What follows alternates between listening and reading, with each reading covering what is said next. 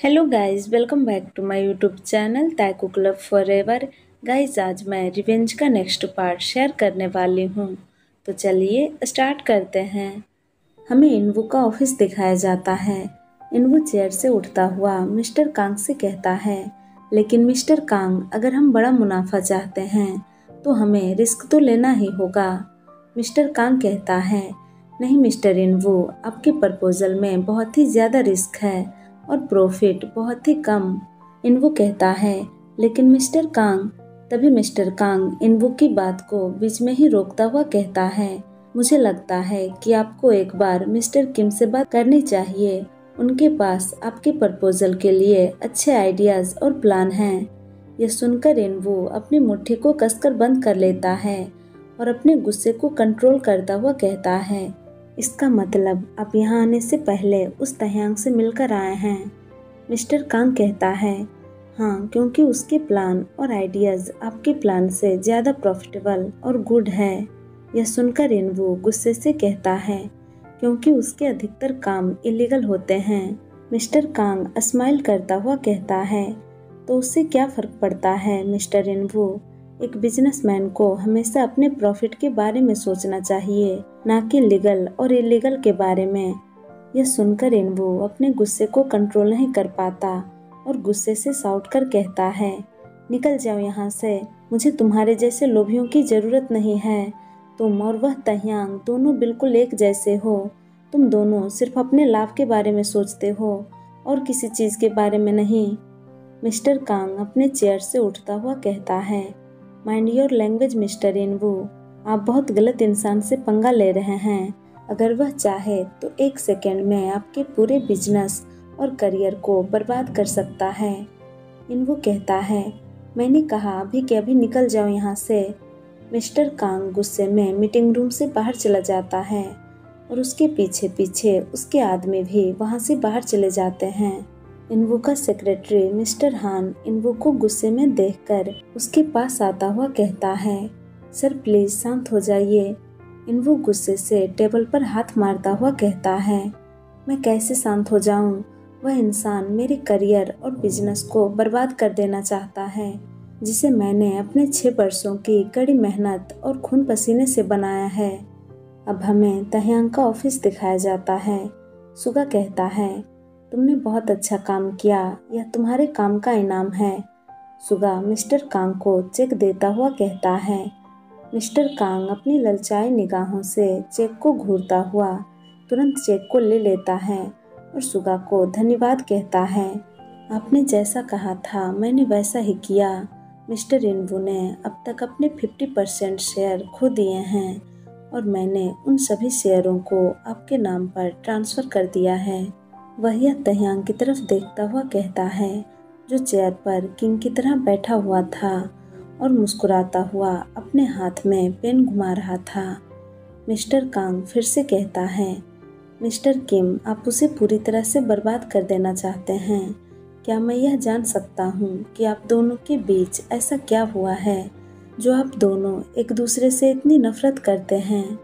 यह सुनकर तह्यांग अपना पेन घुमाना रोक देता है और अपनी डार्क अस्केरी नज़रों से उसे घूरता हुआ अपनी डीप एंड डेंजरस टोन में कहता है, तुम्हें तुम्हारे पैसे मिल गए, तो अगर तुम यहाँ से अपने पैरों पर जिंदा वापस जाना चाहते हो तो अपना मुंह बंद रखो और निकलो यहाँ से।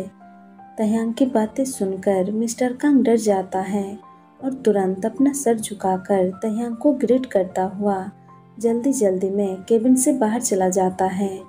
यह देखकर सुगा मुस्कुराने लगा। वह कहता है, तई, मैं यह मेक श्योर करूँगा कि वह अपना बचा हुआ 50% शेयर भी जल्दी खो दे।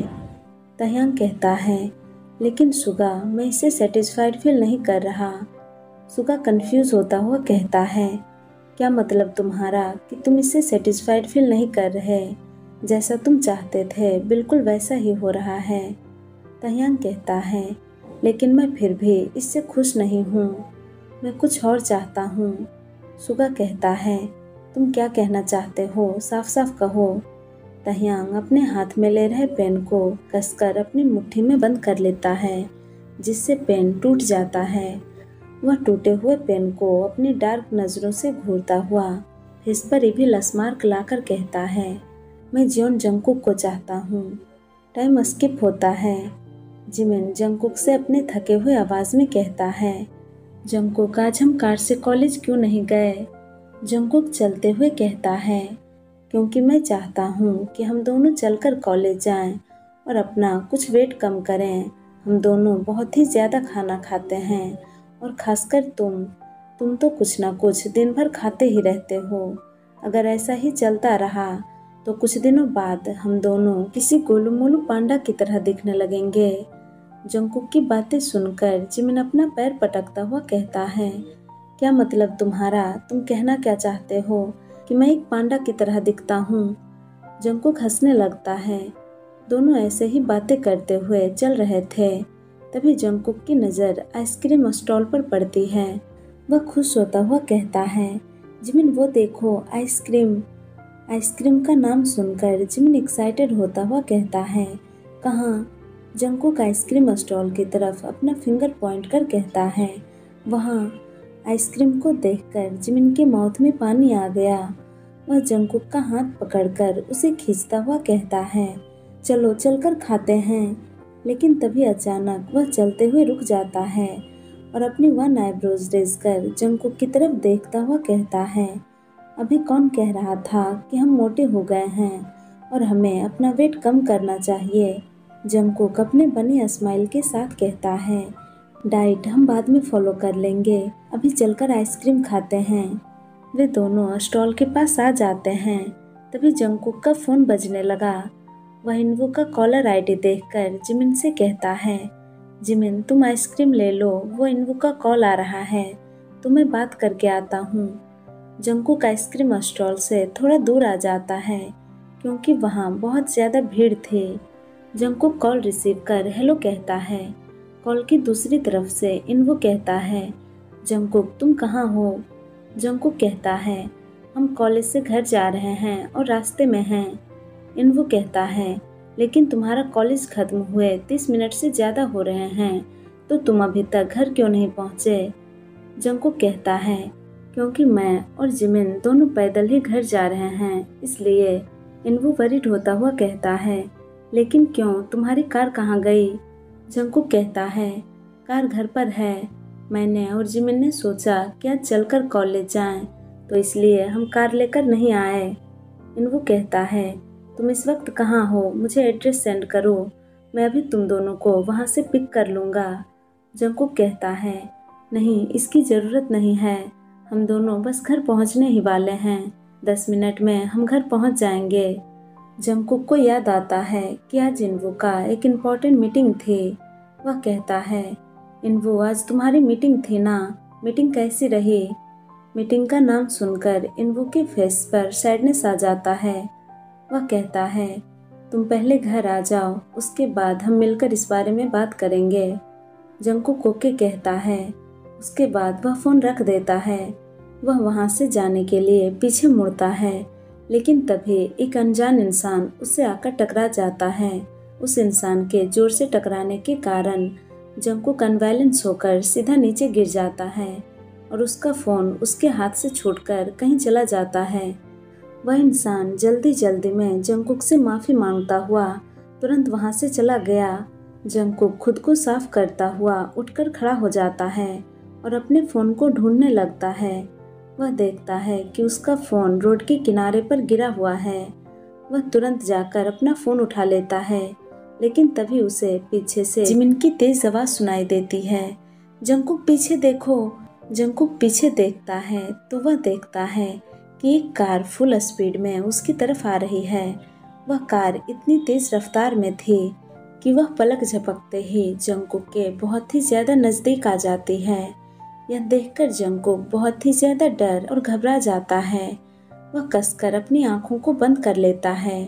वह कार जंगकुक से टकराने ही वाली थी कि तभी 2 स्ट्रॉन्ग हैंड उसकी कमर को होल्ड कर उसे जोर से अपनी तरफ खींच लेता है, जिससे जंगकुक सीधा उस इंसान के हार्ट चेस्ट से जाकर टकरा जाता है। कार की तेज रफ्तार को देखकर जंगकुक को ऐसा लगा था कि आज वह नहीं बचेगा, डर के कारण जंगकुक का पूरा शरीर कांप रहा था और उसके आंखों से आंसू गिरने लगे थे। जंगकुक का दोनों हैंड उस इंसान के चेस्ट पर था और उसके शर्ट को अपनी मुट्ठी में कसकर होल्ड किए हुए था। तभी जंगकुक को अपने चिक्स पर किसी की लार्ज हैंड की सॉफ्ट टच फील होती है। जंगकुक धीरे से अपनी आंखों को खोलता है और सामने देखता है तो वह अपने सामने किम तह्यांग को देखकर और भी ज्यादा डर और घबरा जाता है। उसका दिल पहले से भी ज्यादा तेजी से धड़कने लगता है। तह्यांग के डार्क इमोशनलेस आंखों को देखकर जंगकुक को ऐसा लग रहा था कि मानो उसके आसपास की दुनिया थम सी गई हो।